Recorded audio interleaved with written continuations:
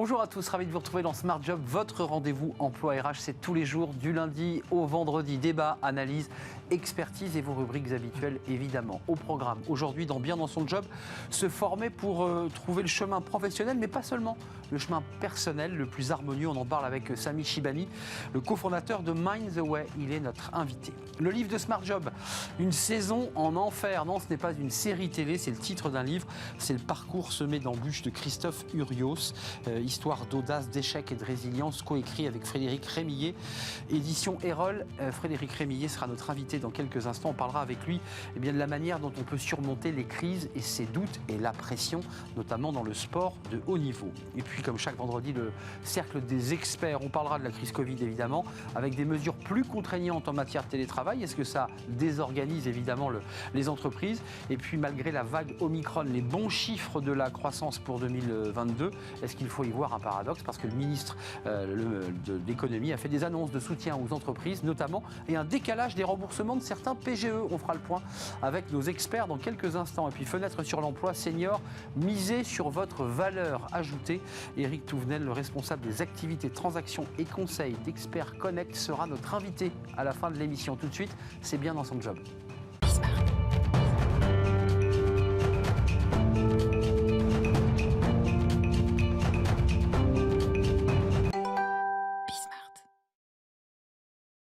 Bien dans son job, et on va parler formation à travers un organisme de formation pas comme les autres. On en parle avec Sami Shibani. Bonjour Sami. Bonjour Arnaud. Je vous donne le sourire parce que oui, la société que vous avez créée il y a presque 2 ans qui s'appelle Mind the Way, société de formation, j'imagine que c'est votre code APE, c'est ça. a une proposition très très originale. D'abord un petit mot sur vous, parce que c'est toujours intéressant de savoir comment on crée une entreprise. Vous l'avez créée avec votre femme, Anissa. Vous êtes basé à Rennes.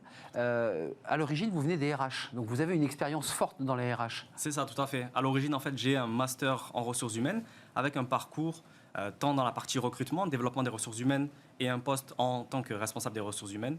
Et après, j'ai mis tout ça de côté pour aller vraiment sur la partie formation, mais ça reste toujours très lié. Alors, on va parler du process communication modèle, qui est la matrice, qui est un outil qui a été créé en partenariat avec la NASA. Donc, c'est l'outil dont vous vous servez. Mais ce qui est très intéressant, et commençons par le début, avant de parler de l'outil, c'est qu'en fait, vous faites le pari, non pas de vous adresser seulement aux salariés, mais aux pères, aux mères de famille, aux étudiants, aux personnes âgées, c'est-à-dire à tous ceux qui ne sont pas la cible naturelle des centres de formation. C'est ça. C'est-à-dire qu'aujourd'hui, en fait, on s'adresse à toutes les personnes qui souhaitent se développer, qui souhaitent accroître en fait vraiment s'accroître. Et en fait, on s'est dit, on va faire le pari, non pas de viser uniquement les entreprises, parce que certes, les entreprises et les collaborateurs doivent se développer, mais aujourd'hui, il n'y a pas que. Et on a des parents, des partenaires, des familles en fait, qui souhaitent eux aussi se développer et avoir cette harmonie et être alignés en fait dans leur famille, dans leur vie au quotidien. Donc c'est de la formation, j'allais dire presque en développement personnel. Alors, on peut dire qu'on est dans la partie développement personnel du moment en fait où on veut se développer, du moment où on souhaite passer non pas la première mais la 5e directement, on est dans le développement de soi et donc dans le développement personnel, oui. Alors, vous avez fait un choix, le fameux process communication modèle qu'on baptisait PCM. Qu'est-ce que c'est exactement? Waouh.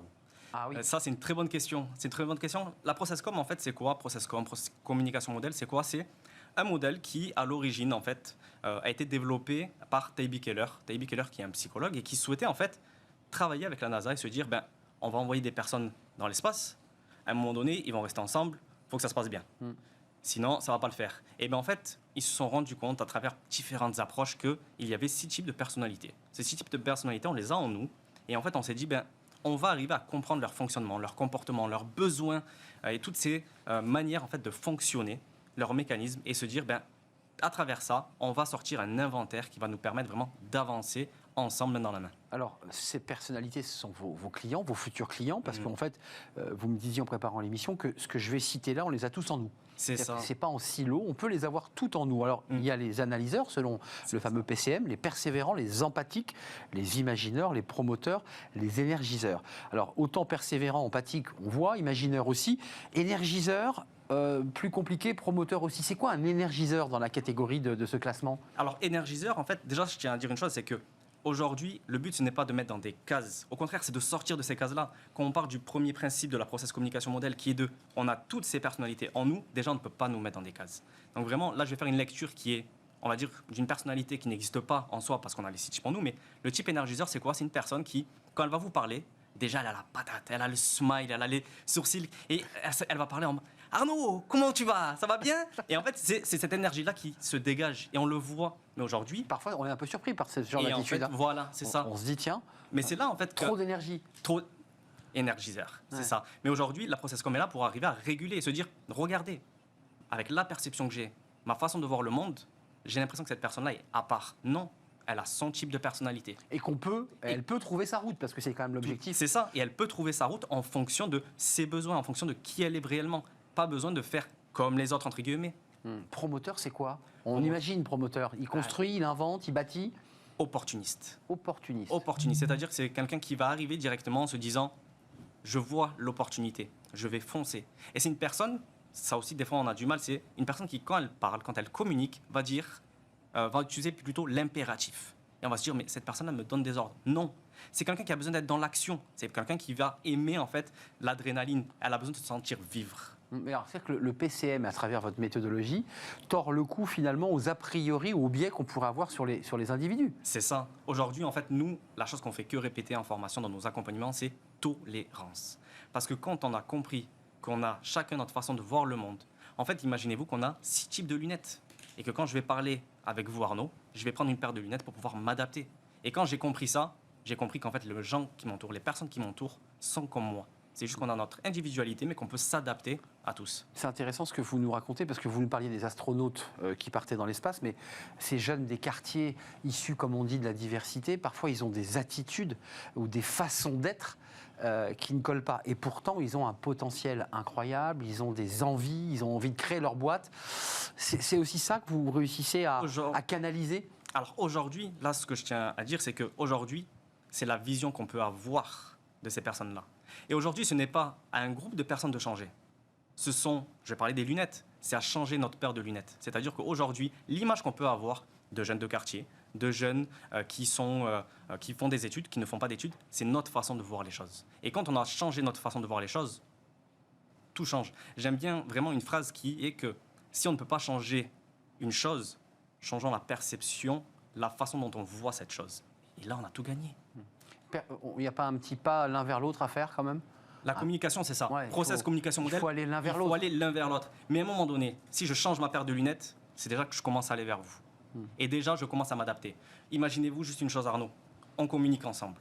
Imaginez-vous que vous avez un talkie-walkie, j'ai un talkie-walkie. Mais pour qu'on puisse communiquer ensemble, il faut qu'on soit sur le même canal. Si on n'est pas sur le même canal, on n'y arrivera pas.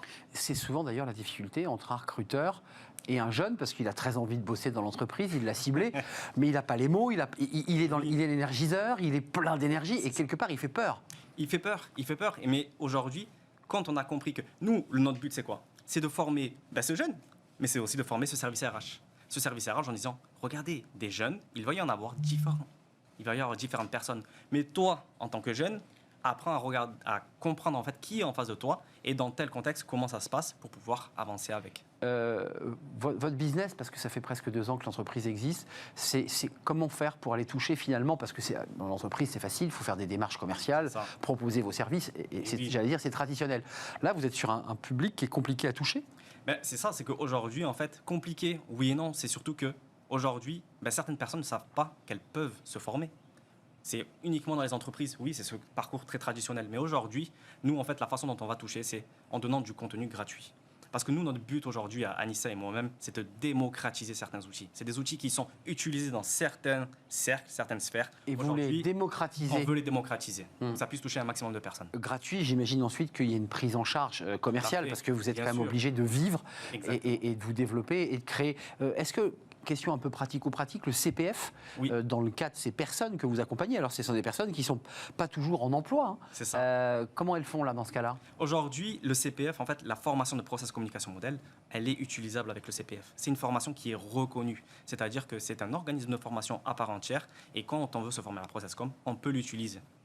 Samy, combien de semaines, combien de jours, comment ça se passe? C'est du présentiel, c'est du physique, il y a une salle de classe, on s'assoit, comment ça marche? Alors aujourd'hui, nous, notre but, c'est de s'adapter à tous, c'est-à-dire que nous, ça peut être une salle de classe, ça peut être en physique, ça peut être en ligne. Et en fait, on a une première étape qui est son inventaire de personnalité. C'est 45 questions où on répond, ça nous dure 45 minutes, 1 heure. Ouais. Et de là, on a notre inventaire. Et après, on commence en fait les formations. Avec les dominantes, j'imagine que le PCM fait sortir une dominante. Je suis plus énergiseur, je C'est suis ça, plus tout à fait. promoteur ou C'est ça, le fonctionnement, imagineur. en fait, c'est, nous, on parle d'une base et de phase. Imaginez-vous, en fait, un immeuble dans lequel, tout en bas, en fait, c'est notre base, c'est notre façon de voir le monde. Et au-dessus, ce sont les différentes énergies qui sont assez développées. Et de là, en fait, on peut voir. Et c'est ça qu'on va chercher à travers l'inventaire. Une fois qu'on a le diagnostic, Ouais. vous avez bâti sur ce questionnaire de 45 questions. C'est ça. On a une sorte de petit bilan de soi-même grâce ou à travers le PCM. Tout à fait. Et là, à ce moment-là, la personne vous dit j'aimerais aller là, mon objectif c'est ça. Comment ça se passe? C'est ça. Nous, il y a une chose qui est très importante, c'est que, en tout cas, chez Mind the Way, on ne laisse jamais cet inventaire dans les mains de la personne et on lui dit merci, au revoir. Non, on accompagne, c'est-à-dire qu'on va l'accompagner pendant 1h30, voire plus, pour pouvoir lui expliquer. Maintenant que tu as ça face à toi, c'est ta vie. Qu'est-ce que tu en fais?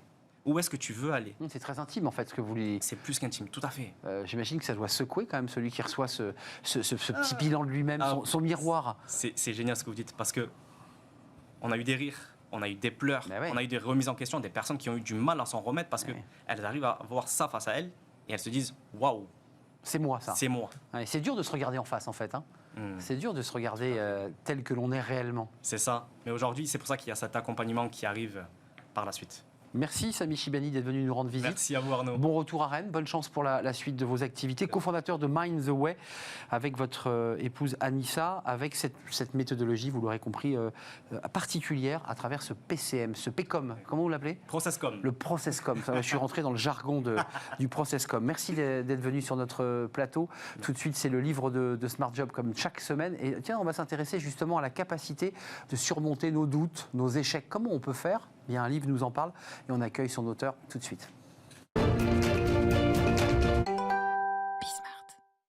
Le livre de Smart Job, comme chaque semaine, avec un ou des auteurs d'ailleurs. On accueille sur notre plateau Frédéric Rémillet. Bonjour Frédéric. Bonjour. Je dis des auteurs parce que vous êtes à la fois le fondateur d'Ethic Consulting et des Rebelles du Management. Vous êtes fait connaître aussi à travers cette marque. Oui. Et puis auteur de plusieurs livres, Oui. notamment avec Christophe Urios, parce que c'est votre deuxième, je crois, avec lui. Oui, et sixième bouquin de Et management. sixième livre à titre personnel. Et puis deuxième avec Christophe Urios. Absolument. Le précédent avait été écrit en 2019. Absolument. Les 15 leçons pour nous accompagner. Et là, vous sortez un livre. Alors, on voit la couverture du livre avec le visage de Christophe Urios, une saison en enfer, histoire d'audace, d'échec et de résilience. Je ne sais pas si on peut voir le livre. Voilà, on voit le livre avec ce visage particulier de ce manager.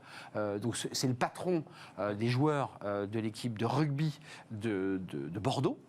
Et vous dites dès le début du livre, alors attendez, pour ceux qui sont passionnés de rugby, c'est pas un livre sur le rugby, c'est pas un livre de la mêlée, ça sent pas la sueur, c'est pas ça du tout, c'est un livre de développement personnel. Oui, C'était ça l'esprit de ce livre.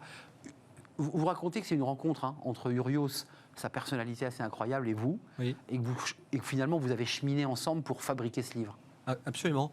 En fin de compte, ce bouquin, il existe à cause, ou on va dire grâce à la Covid. C'est ce que vous dites en intro, ouais. Oui, parce que le 17 mars, tout s'arrête. Moi, j'ai un métier de consultant en management, j'anime des séminaires, il n'y a plus de séminaires. Lui, il a un métier d'entraîneur, il entraîne des joueurs, il n'y a plus de matchs. Donc, qu'est-ce qu'on peut faire quand il n'y a plus rien à faire? Et ça m'intéressait de savoir que fait un type un peu extraordinaire. Christophe Urios, c'est un type un peu particulier, dans une période qui est quand même très extraordinaire. Et donc, en fin de compte, ça a été une chance pour nous, la Covid, ça nous a permis de nous arrêter, de nous poser des questions. Et nous, les questions qu'on s'est posées, tous les deux, pendant quasiment un an, enfin on a repris, on s'est arrêté, c'est comment on arrive à se connecter à des gens qui, respectivement, font le même métier que nous, mais mieux et plus vite. C'est comme ça qu'en plein mois de juillet, on s'est connecté avec Christophe à Kerry Evans, qui est le préparateur mental des All Blacks. Il les a aidés à gagner 2 Coupes du Monde. Et il était à Wellington. Pendant 1 heure, on a discuté à comment, en fin de compte, répondre à 3 questions, qui sont les 3 questions du bouquin. Le doute? Comment faire face aux doutes, comment vivre sereinement sous pression, et surtout, comment réussir ses échecs. Ça, c'est intéressant. Alors, c'est un livre qui chemine et qui tord le cou à pas mal de choses, parce que vous n'avez pas votre langue dans votre poche, et Urios non plus. C'est-à-dire, il y a souvent des concepts comme ça qui circulent sur la transformation. En 21 jours, on peut tout transformer. Vous vous dites, attendez, c'est une blague, parce qu'on l'a testé par ailleurs avec des études très Les études documentées. montrent que ça ne marche pas comme ça. Ça ne marche pas, c'est 66 jours en moyenne, Absolument. parfois 254. Absolument, vous avez bien lu le livre. Bon, on se dit qu'effectivement, il y a pas mal de bullshit, et puis il y a aussi toute cette théorie qui consiste à dire que quand on est un grand manager, un grand décideur, on dort que 4 à 5 heures par nuit. Il y a des exemples, et vous dites, là aussi, arrêtez de nous prendre pour les imbéciles. difficile. On a chacun notre biorhythme. Absolument. Lorsqu'on creuse un peu, il y a une différence, si vous voulez, il y a des croyances, il y a des modes managériales, il y a des modes de développement personnel, et il y a...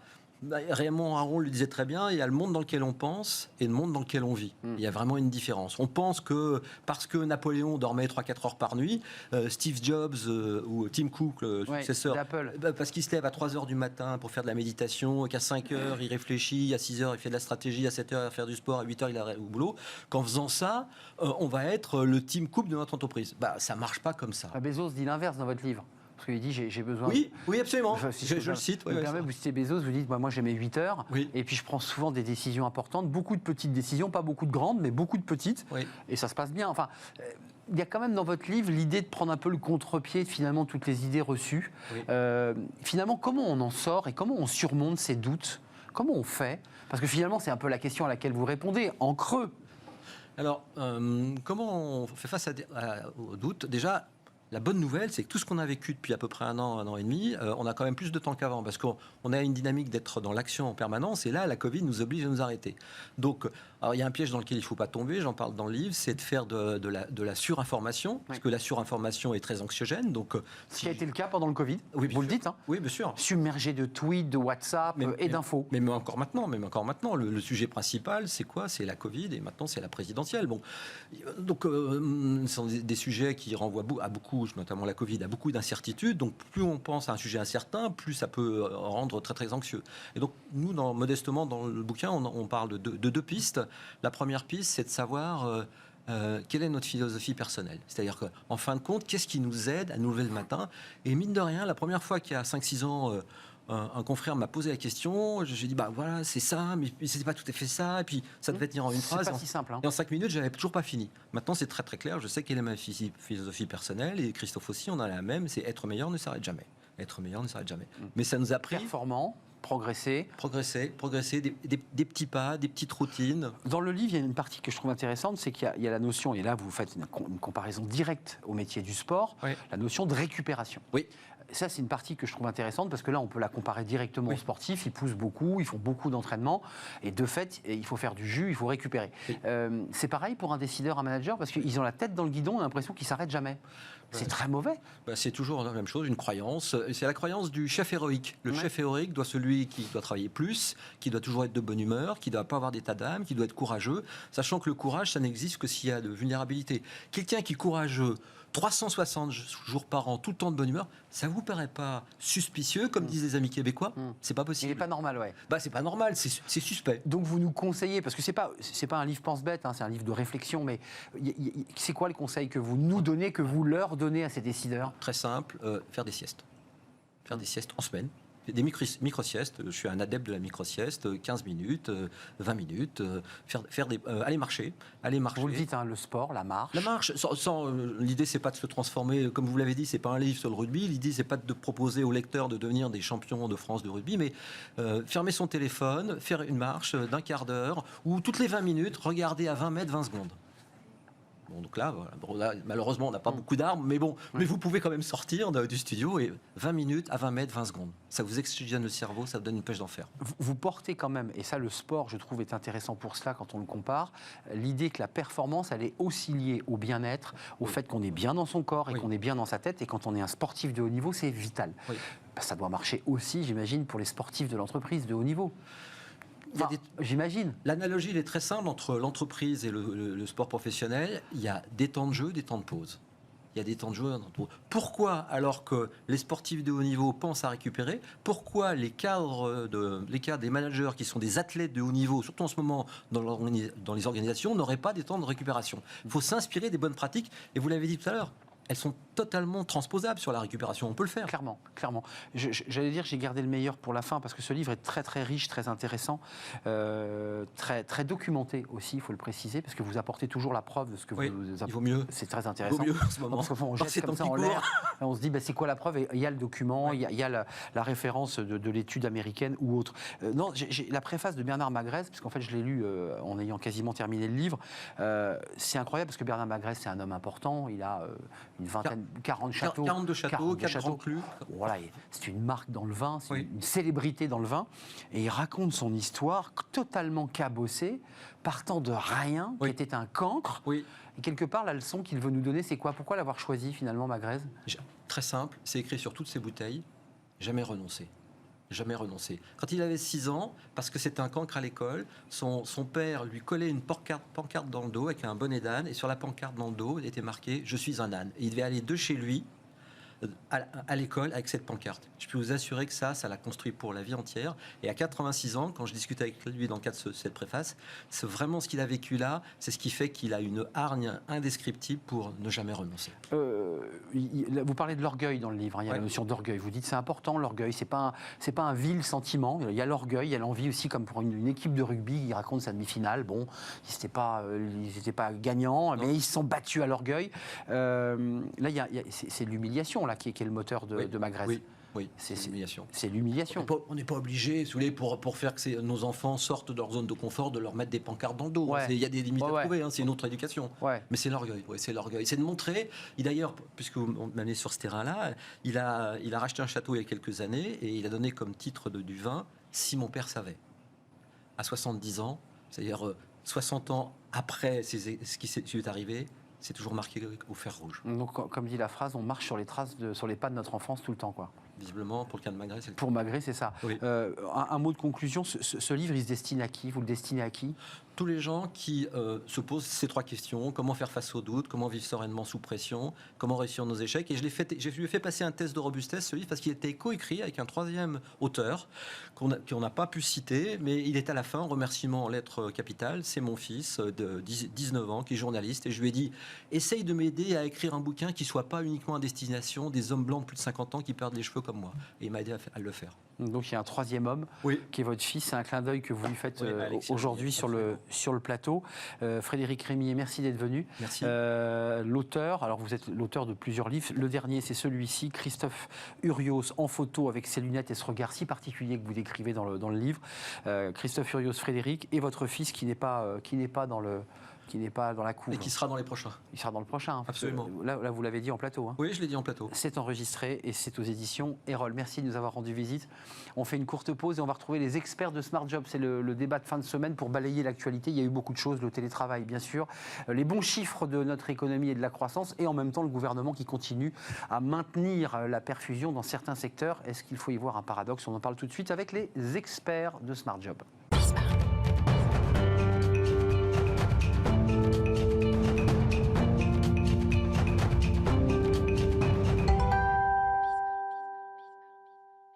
Le cercle des experts, comme chaque semaine, pour balayer l'actualité.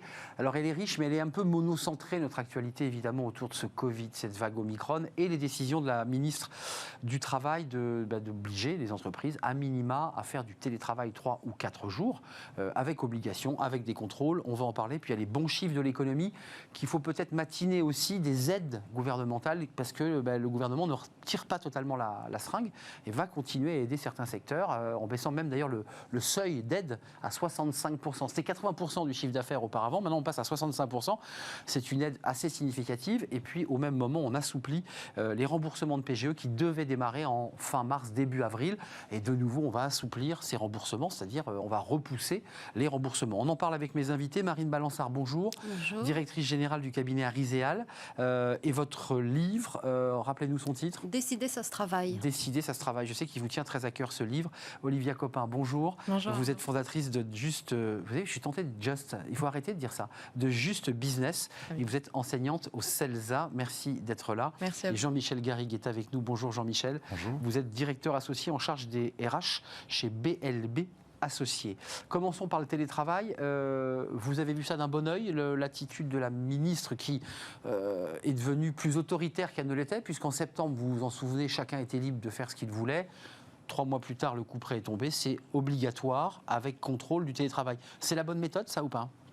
Alors, tout d'abord, les entreprises maintenant sont, je dois dire, malheureusement assez habituées, c'est-à-dire pouvant passer à une phase de télétravail quasi instantanément, une fois encore, pour les secteurs d'activité et pour les professions qui peuvent y prétendre.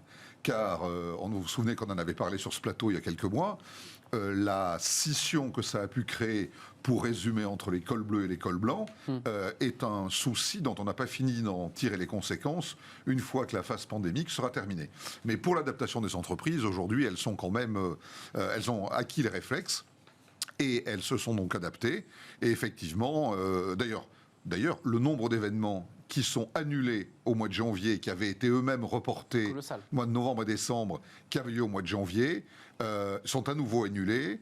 Alors même que les règles ne le suscitent pas nécessairement. On anticipe. Mais on anticipe et on dit, s'il y a télétravail, il y a pandémie, il faut faire attention, nouveaux variants. Ouais, c'est un principe de précaution de l'entreprise. Une progression quand même extraordinaire du variant Omicron, avec plus de 300 000 cas par jour. Donc incontestablement, les entreprises maintenant anticipent à tout va. Jusqu'à 1 000 € d'amende par salarié, dans la limite des 50 000 € pour des amendes en cas de situation non conforme. Si l'inspecteur du travail considère que la personne aurait pu télétravailler, il y a des inspecteurs du travail qui visiblement accélèrent les contrôles. Pour l'instant, l'actualité ne révèle pas d'amende ou de contrôle. Ça vous met dans quel état d'esprit ce télétravail ? Est-ce qu'il est entré dans les mœurs ? Et auquel cas, comme le dit Jean-Michel, circuler, il n'y a rien à voir. On est prêt, les entreprises sont prêtes, tout va bien. Je dirais que les entreprises sont prêtes, oui, elles sont presque habituées et elles ont eu quand même un petit temps de latence pour celles que je connais. C'est-à-dire que ces nouvelles consignes qui sont sorties fin décembre, applicables le 3 janvier, ont quand même contrarié certains dirigeants d'entreprise et certains managers. C'est tombé comme ça un petit peu dans la trêve des confiseurs, là. C'est tombé, c'était un peu rude, ça empêche la reprise de janvier et les entreprises doivent en fait jongler entre le fait de... Il y a quand même des tirs au flanc, donc il faut quand même les ramener au travail, et on n'y arrive pas toujours. Là, vous êtes cash, hein. Vous dites, il y a parmi ceux qu'on avait envoyés en télétravail, des gens qui n'ont pas envie de revenir, et c'est compliqué. Oui, mais il y en a... Mais qui vont repartir, puisque de fait, ils sont... On n'arrive pas à les faire revenir au bureau. Et d'ailleurs, en plus de ça, avec le variant Omicron, il y a beaucoup de gens qui ne sont pas au bureau, il y a beaucoup de gens malades, donc les bureaux sont déserts. Paris est désert pour ceux qui vivent à Paris. Les restaurants n'ont plus personne. La Défense, c'est le désert des Tartares. Voilà, et le problème, c'est pas tellement l'habitude, parce qu'effectivement, on a l'habitude de se mettre au télétravail, c'est que le moral des salariés, des collaborateurs en pâtit. Les managers sont fatigués, ils venaient de mettre en place des protocoles, des accords d'entreprise. Et de nouveau, il y a l'obligation. Voilà, et sur les amendes, ce que ça m'inspire, c'est que les entreprises sont redevenues comme des adolescents, c'est-à-dire qu'elles sont sous contrôle de papa et maman, et si elles font des bêtises, elles ont des punitions. Enfin, vous avez vu que c'est évolutif, parce que dans un premier temps, le MEDEF, les organisations patronales avaient dit, et la NDRH avait dit, écoutez, tout va bien pour nous, on est autonome, on va gérer nous-mêmes, on va s'organiser. Et puis patatras, le gouvernement, d'une manière très autoritaire, a fait tomber le coup près, ce qui est assez contradictoire, puisqu'ils avaient mené une négociation assez... Vous en pensez quoi, Olivia Copin, de cette question du télétravail ? Mais je dirais de la méthodologie du gouvernement, c'est-à-dire qu'à un moment donné, c'est un peu comme pour l'obligation de la vaccination obligatoire. On hésite un peu à y aller, mais on n'en est pas loin. Oui, alors c'est sûr qu'on est passé d'une préconisation à une obligation, donc la perception, la prestation n'est pas la même du côté des entreprises.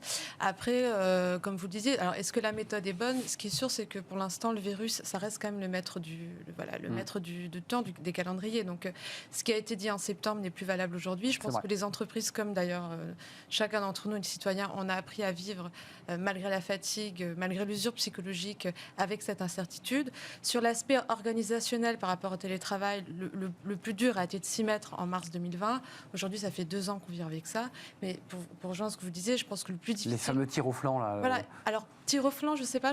C'est peut-être un peu... Parce qu'il y a quand même beaucoup de salariés qui... Parce qu'encore une fois, ça dépend aussi de comment on télétravaille. On parlait du confinement 5 étoiles. Le télétravail, c'est pareil. C'est pas pareil si vous télétravaillez dans un appartement qui fait 15 mètres carrés parce que vous êtes junior.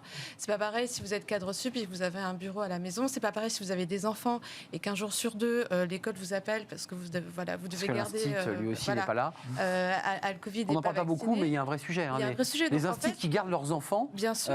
parce que ils sont bien obligés de s'occuper de leurs gosses et donc ils libèrent une place. Tout à fait. Et ça, je pense que pour les entreprises, je pense que vraiment le vrai sacerdoce, c'est ça. C'est évidemment, il faut continuer l'activité, il faut continuer de satisfaire les clients, il faut que ça roule, mais il faut vraiment veiller à ce que les salariés restent engagés. Moi, je dis vraiment un gros warning sur la souffrance des salariés. Vraiment être être à l'écoute même des signaux faibles, parce qu'il y a une vraie usure psychologique, il y a une vraie fatigue.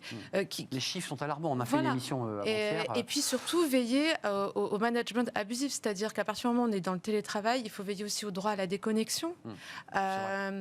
Donc, et veiller aussi que le salarié ne soit pas non plus, lui, en surchauffe à titre personnel, parce que parfois personne ne l'oblige, mais jusqu'à 11h30 dans son lit, il envoie des mails. Exactement. Enfin, je veux dire, il y a les tirs au flanc, puis il y a ceux qui en font trop. Voilà, en fait, c'est un petit peu, je dirais, télétravail, voilà, tous les excès peuvent un peu s'exprimer. Donc, il faut faire attention à ces excès-là.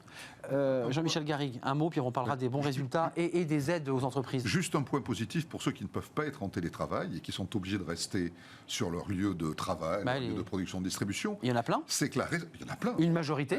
La récente modification des conditions d'isolement a quand même fait évoluer la situation, puisque maintenant, les triples vaccinés cas contact n'ont plus besoin d'être isolés 7 jours, alors qu'avant, c'était ceux qui représentaient la plus grande population d'absents. Car on était toujours le cas contact de quelqu'un.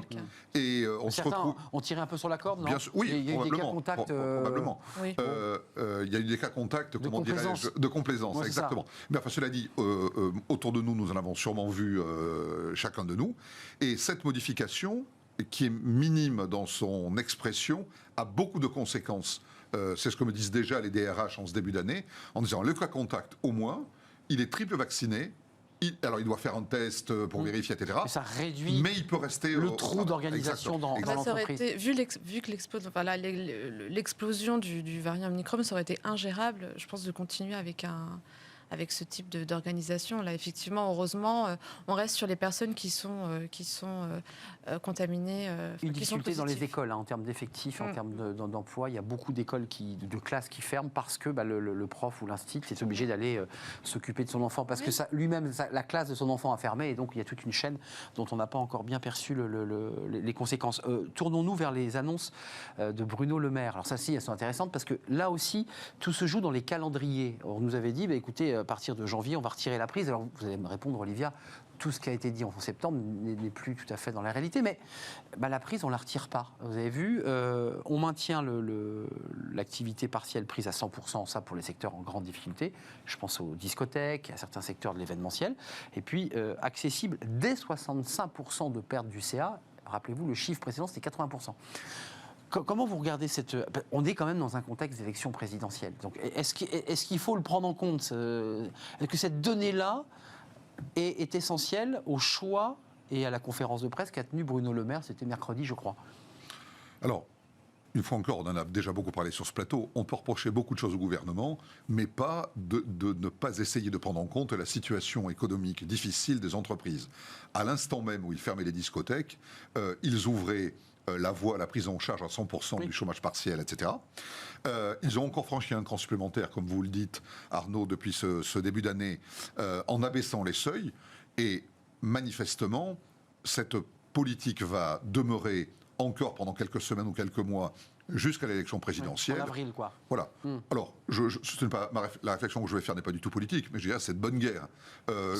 Quel que soit le parti qui serait au pouvoir, je pense que les solutions seraient les mêmes de ce point de vue-là, parce que évidemment, il faut essayer de porter du mieux possible l'économie jusqu'au mois d'avril. Oui, essayer qu'il n'y ait pas trop de blessés et d'éclopés sur la route. Vous êtes d'accord? Enfin, ça part d'un bon sens quand même. Hein. L'idée, c'est qu'on avait retiré la prise, puis on la remet un peu quand même. On remet un peu la seringue là. Tout à fait. Oui, mais après, c'est vrai que de toute façon, ça fait quand même déjà 2 ans que le quoi qu'il en coûte, il est mis en place. Oui.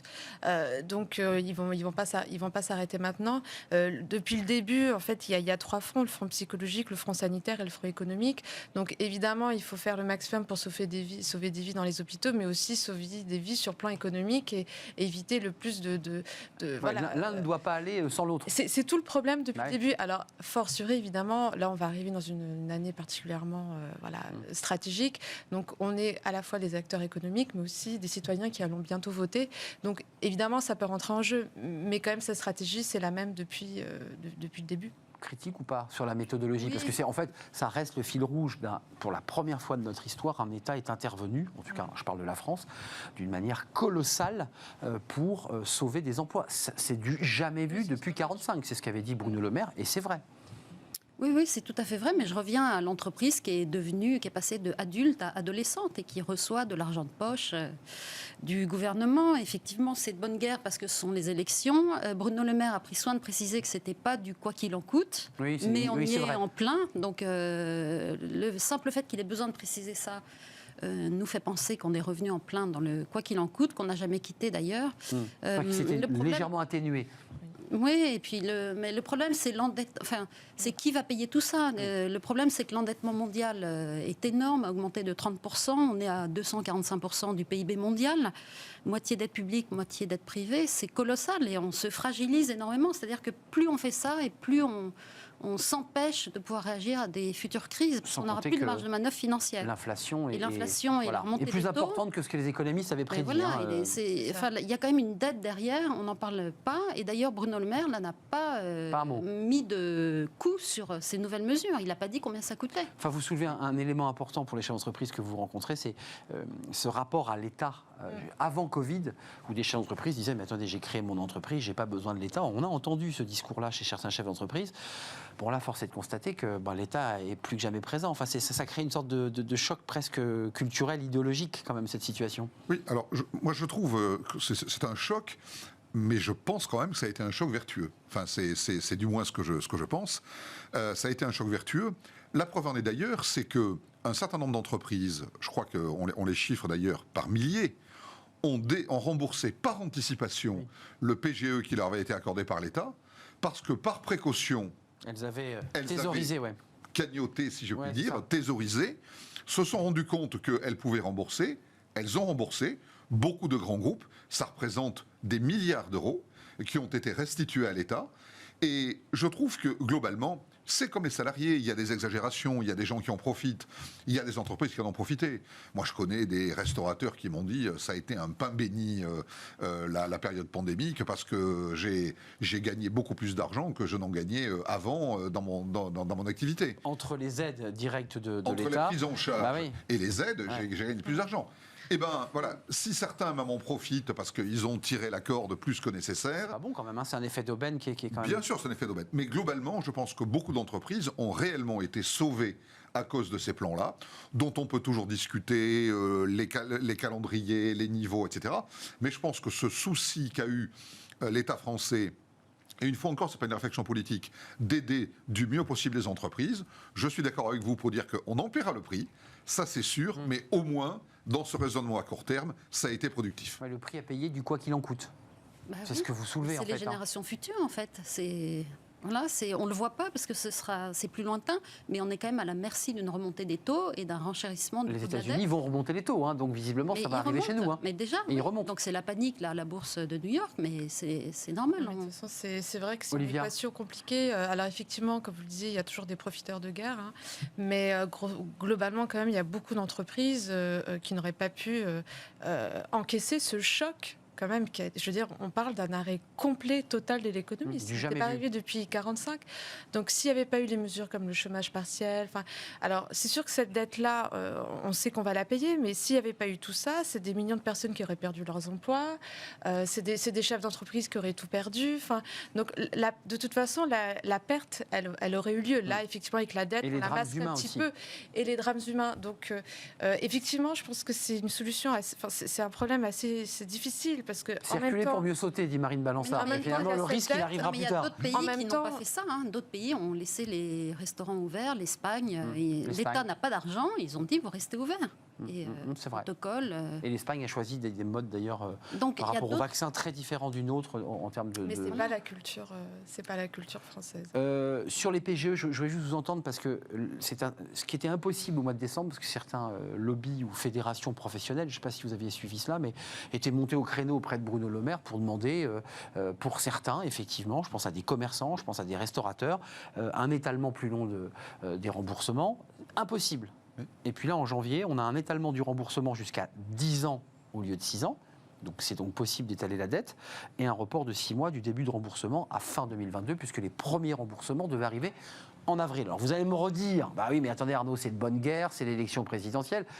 Là, c'est un peu contradictoire quand même. Mais l'occasion fait le larron. le bon côté du variant Omicron, c'est que justement, il fournit au pouvoir public, et je dis ça d'ailleurs sans ironie, fournit au pouvoir public une occasion exceptionnelle de renier en janvier ce qu'ils avaient décidé en décembre. Il faut quand même reconnaître que, enfin, je parle pour moi, mais je pense que vous vivez la même chose. Moi, je n'ai jamais vu autour de moi autant de gens contaminés par le virus. Le Delta ou l'Omicron, c'est pas trop d'ailleurs. Le Delta ou l'Omicron, on n'en sait rien.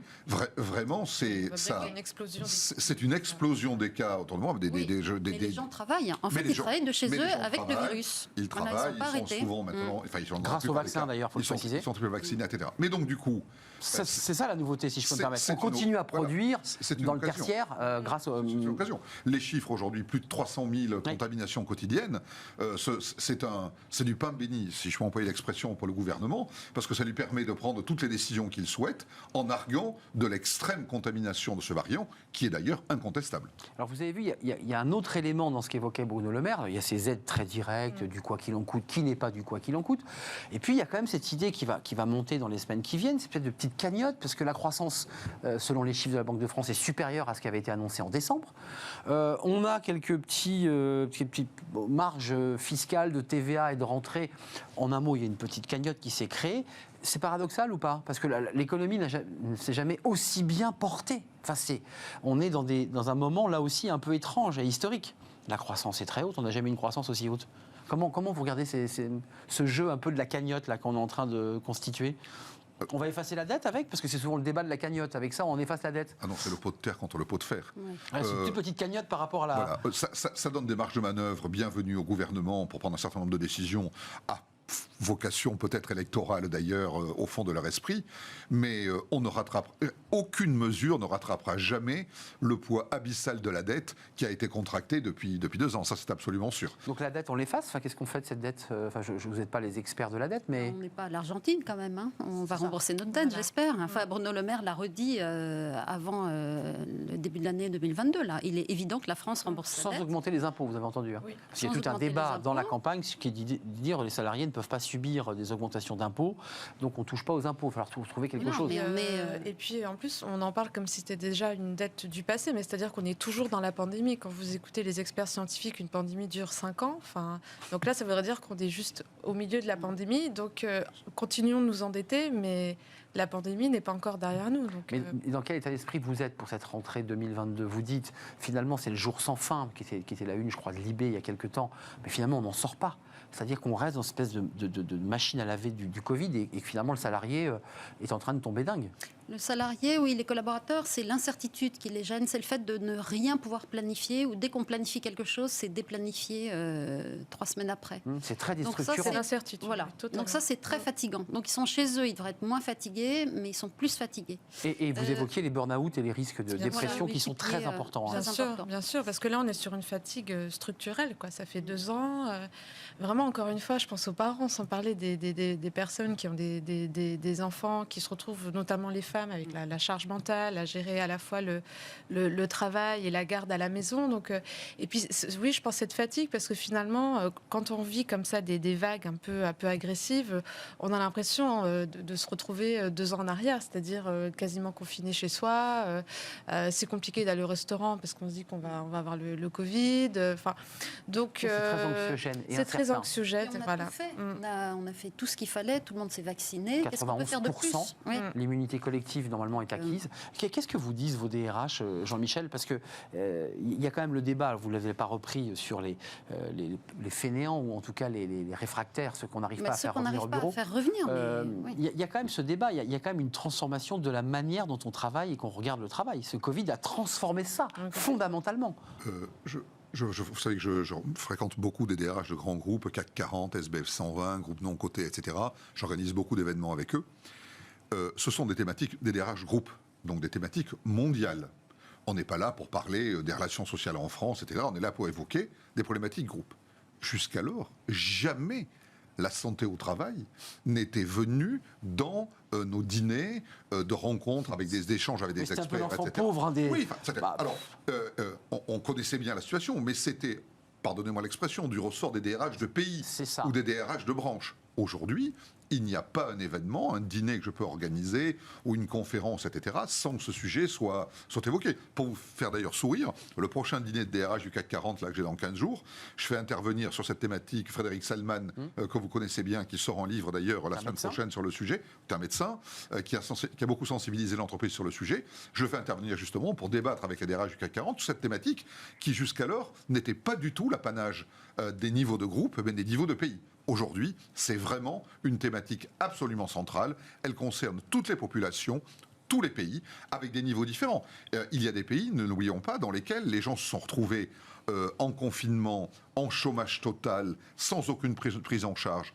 Et d'ailleurs, il faut souligner les initiatives de certains groupes qui, par exemple, ont lancé des cagnottes au niveau mondial, ou dont les dirigeants ont fait don de leur rémunération variable 2020 et 2021 pour financer des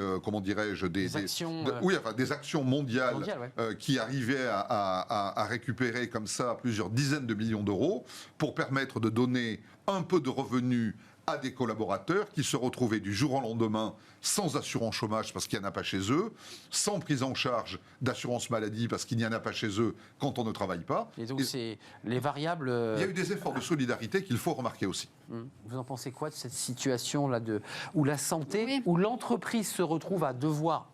Les entreprises montent d'ailleurs à gérer la santé des salariés. Alors c'était des obligations en France inscrites dans le Code du travail, mais ça n'a jamais été aussi important. Oui, mais c'est une des préoccupations principales des Français. En tout cas, quand il y a eu un sondage via Voice sur les émotions des Français, et qu'est-ce qui est important pour eux en ce moment, c'est la santé, loin devant l'économie. Voilà, c'est à ça qu'il faudrait qu'on s'intéresse. Avec un petit bémol, c'est que l'entreprise commence à s'immiscer dans la santé et la vie privée des salariés. Bah oui. C'est-à-dire que, par exemple, pour revenir, si on est cas contact ou pas, il faut que l'entreprise sache si on est double vacciné, triple vacciné, depuis quand, est-ce que... Je précise quand même, on ne l'a pas évoqué, mais dans le texte de loi qui a été voté la nuit dernière jusqu'à 5h30 du matin, après ce rocambolesque débat, il y avait quand même, dans les débats en commission, vous vous en souvenez, l'idée qu'il y ait un pass vaccinal obligatoire en entreprise. Ça n'a pas été validé. Vous étiez favorable à cette idée ou pas ? Ou vous étiez plus réticent, puisque les députés n'ont pas validé cette idée. Il y avait beaucoup de réticence, d'ailleurs, chez une majorité de Français, puisque déjà... Les chefs d'entreprise. C'est trop compliqué. On est en pleine on est en plein changement de paradigme, déjà. On va essayer d'inventer une nouvelle manière de travailler. Vous avez le télétravail, vous avez aussi les valeurs au travail qui sont différentes, la perception qu'on a du travail, la place qu'a le travail dans ma vie, la place que le travail a dans la société. Quand même, avant la crise du Covid, on parlait déjà des bullshit jobs. Il y avait quand même déjà une crise du travail. C'est qui pas né que le Covid, pas débattu au niveau mondial, mais qui existait déjà. Il y avait une grosse ennui dans les entreprises. Voilà. Et avec la crise du Covid, en fait, c'est un accélérateur. En fait. Donc tous les problèmes qui étaient en bas de la... C'était pas absurde de demander au DRH de vérifier si ses salariés étaient vaccinés. Tout à fait. Mais là, disons que déjà que c'est compliqué, il y a énormément de choses à mettre en place pour justement, avec le télétravail, l'idée c'est bien de respecter quand même la vie pro, la distinguer de la vie perso. C'est ce qu'évoque Marine. On ne sait plus trop, la frontière est floue. Voilà. Donc, je pense que c'est une bonne chose que cette mesure n'est pas... Un mot chacun, la vaccination obligatoire, l'idée que ce soit l'entreprise qui prenne en charge cette vérification, ça vous semblait choquant? Les DRH n'en voulaient pas? Alors les DRH n'en voulaient pas, pour les excellentes raisons qu'on vient d'évoquer. Et il y avait au moins un avantage par rapport au restaurant, c'est qu'ils n'avaient pas à vérifier l'identité des gens, puisqu'a priori ils connaissent leurs salariés, alors que c'est bien le principal obstacle pour que les patrons de bars et de restaurants disent nous on ne veut pas contrôler l'identité des gens, on veut bien contrôler les passes sanitaires, mais pas les cartes d'identité. D'ailleurs vous avez vu que les députés n'ont pas mis le doigt non plus dans cette partie de la loi où il était question que le restaurateur redemande en plus la carte d'identité, puisqu'il y a quand même pas mal, il faut le dire, de passes sanitaires faits comme ça, qui sont faux, parce que voilà, on voit bien quand on met en phase les vaccins et les passes Covid, il y a quelques passes Covid qui sont faux. C'est une mauvaise idée de contrôler, de demander à l'entreprise, vous qui dites arrêtons de prendre la boîte pour un adolescent. Mais ce serait une folie. Qu'on contrôle, à la limite, qu'on contrôle le pass sanitaire pour le restaurant d'entreprise, oui. Et qu'on arrête de mettre 2 mètres de distance. Parce qu'il revient à vérifier. Enfin, Non, mais pour le restaurant d'entreprise, pourquoi pas? Que ce soit aligné sur les restaurants, oui. Donc ils pourraient aller travailler, mais ils ne pourraient pas les manger à la cantine dans ce cas-là. Ils peuvent apporter leur lunchbox ou faire ce qu'ils veulent. Mais ça serait compliqué en plus d'imaginer. Alors, si vous savez dans l'entreprise qui est vacciné, qui ne l'est pas, alors après, vous allez avoir des discriminations, vous allez avoir les gens qui sont vaccinés, qui ne vont pas avoir envie d'aller travailler avec les personnes qui ne seront pas vaccinées. Ça peut créer même des tensions à l'intérieur d'une boîte. Donc, se faire vacciner, ça reste quand même, même si c'est un acte, c'est sanitaire, mais il y a quand même ça relève du politique. Donc, je pense qu'il faut laisser aux entreprises le soin de gérer tout ce qui est la vie de l'entreprise. là, ça relève quand même plus de... C'est une décision politique, on ne peut pas tout faire porter sur l'entreprise. Une décision politique. Bon, on est en période de campagne présidentielle. C'est un vrai plaisir de vous accueillir, Marine Balançard. Merci d'être venue. Merci Olivia Copin, directrice générale d'Ariséal. J'ai pas dit de bêtises, hein. Non, mais c'est très bien, Arnaud. Juste Business pour Olivia Copin et BLB associé pour Jean-Michel Garrigue. C'est un vrai plaisir de faire cette première émission de l'année de l'actualité. J'ai peur qu'on reparle du Covid assez régulièrement et de ses conséquences sur les salariés. On termine par notre rubrique Fenêtre sur l'emploi et on accueille notre invité tout de suite.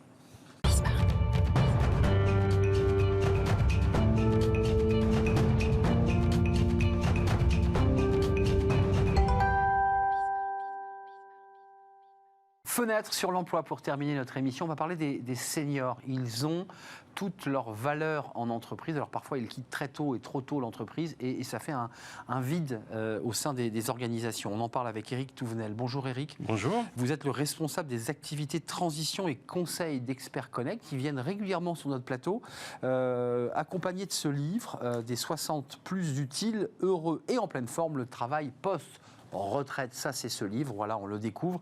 Et vous rajoutiez, vous, parce que je suis sûr que vous auriez aimé rajouter un sous-titre, le travail post-retraite et pré-retraite. Pré-retraite. Pré-retraite, c'est quoi dans la bouche d'un expert chez Expert Connect? Pré-retraite, c'est l'histoire de ces gens qui ont 55, 57 ans, à qui on propose de partir avec quelque chose d'assez agréable, avec un package, et qui se retrouvent sans emploi et avec énormément de compétences. Et avec un chèque qui fait que globalement, jusqu'à la retraite, Globalement, les choses se font. Ils peuvent vivre, Oui. Sauf que vous avez 7000 aujourd'hui personnes, femmes et hommes, Oui. Qui ont entre quel âge et quel âge d'ailleurs dans votre fichier de personnalité? Ils ont beaucoup entre 62 et 67, 68 ans. 67, ça c'est les plus âgés. Oui. Alors on a quelques experts qui sont plus âgés. On a un record. On a quelqu'un qui a 82 ans. Voilà. Et puis. Il fait quoi? C'est quoi son activité? C'est une activité d'ingénierie. Et nos plus jeunes, moi j'ai l'habitude de dire que chez nous, les juniors ont 57 ans. Ça, c'est vos juniors. C'est nos juniors. Donc, c'est ceux qui ont entendu parler d'Experts Connect, qui savent qu'ils vont pouvoir se faire référencer. Oui. J'imagine que vous les recevez individuellement. Oui. Vous leur faites une fiche pour savoir un peu où ils se situent, ce qu'ils attendent. D'abord, une question un peu naïve. On a souvent pointé du doigt les seniors sur leurs difficultés dans le numérique. Et vous me disiez en préparant l'émission, on a eu cette inquiétude chez Expert Connect. On s'est dit, tout va se passer en distanciel, avec le numérique. Vous dites, il n'y a même pas eu de sujet. Zéro sujet.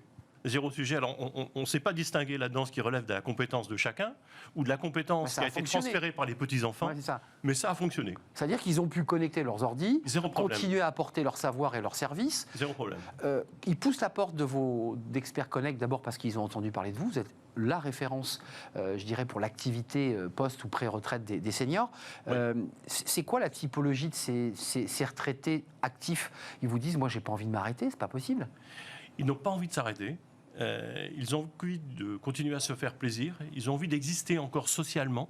Ils ont envie aussi, de temps en temps, il faut bien le reconnaître, d'avoir quelques revenus supplémentaires. Bien sûr. Ça fait partie de l'histoire.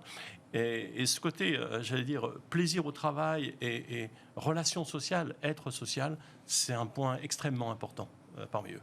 Et en plus, ils ont le plaisir à découvrir un travail où il n'y a pas de... où il n'y a pas de contraintes, où il n'y a pas de pression, où il n'y a pas de stress lié à la politique, lié aux égos, lié aux enjeux. La bête est partie. C'est ça, c'est exactement ça. La bête est partie Ouais. et eux-mêmes ont pris du recul Énormément. avec cette espèce de pression qu'ils avaient quand ils étaient entre guillemets en activité. Ah oui. Donc c'est une manière peut-être d'aborder les problèmes différemment. C'est incroyable. On les voit chez nous. Comme vous le savez, on les regroupe dans certaines communautés d'intérêt professionnel et tout. Et progressivement, chez Expert Connect, on les fait travailler ensemble pour accoucher d'offres, pour accoucher d'idées, pour accoucher de nouveaux dispositifs qui bénéficient à l'ensemble. Et quand on les voit aussi généreux dans cet engagement, c'est assez incroyable. La bête Donc, est partie, c'est une donc très on voit belle bien que expression. l'intérêt est ailleurs. L'intérêt, c'est, j'imagine, de prolonger aussi, de transmettre ce qu'ils ont reçu. Transmettre, Il y a quand même cette idée de transmission. Oui. Ça fait 30 ans que je fais. Alors, c'est intéressant dans les métiers que vous avez, il n'y a pas que des cadres supérieurs, parce que vous me parliez d'un voyeur. Alors, je me suis dit, un voyeur, c'est un homme qui regarde par le trou de la serrure. Non, non, pas du tout.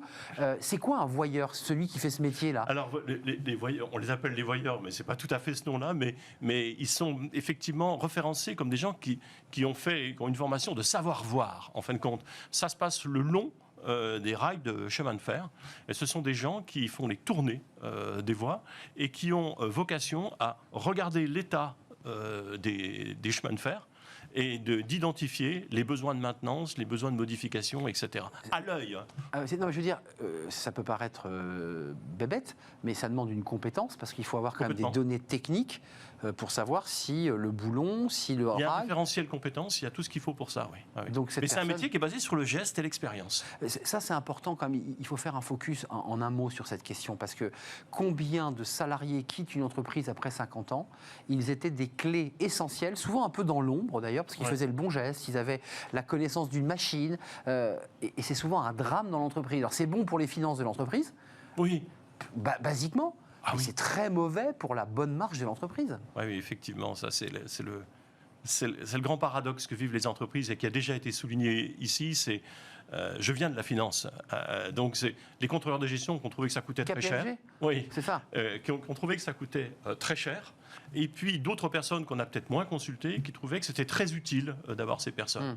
Et il se trouve que chez Sauf que Expert c'est pas Connect, celui qui trouve que c'est utile qui a décidé en fait là. oui. Ouais. Il se trouve que chez Expert Connect, on a cette chance de pouvoir faire la synthèse de tout ça, c'est-à-dire de pouvoir donner l'accès à ces compétences tout en réduisant le coût pour les entreprises. Donc ça, c'est l'originalité de notre modèle qui est là depuis une quinzaine d'années et qui fait qu'effectivement, on est leader sur ce sujet. Avant de nous quitter, vous êtes très présent dans des grands groupes, dans des entreprises qui ont compris comment fonctionnait Expert Connect et qui s'appuient sur vous. Vous dites on n'est pas encore assez présent dans les PME.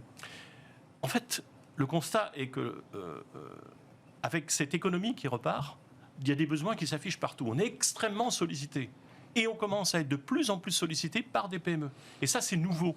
Et donc, cette immense richesse qu'on a avec ce vivier d'experts, d'une 6 à 7 000 experts connectés, notre volonté, bien évidemment, c'est d'apporter ces compétences vers le middle market, vers ces PME, vers ces ETI. Pourquoi elles hésitent? Parce qu'elles ne vous connaissent pas? Parce qu'elles pensent que ce n'est pas le dispositif qui correspond à leur taille? Parce qu'il y a le schéma mental habituel, c'est ce clivage entre il y a les grands groupes et puis le reste. Mais tout ça, c'est une affaire d'hommes, quoi.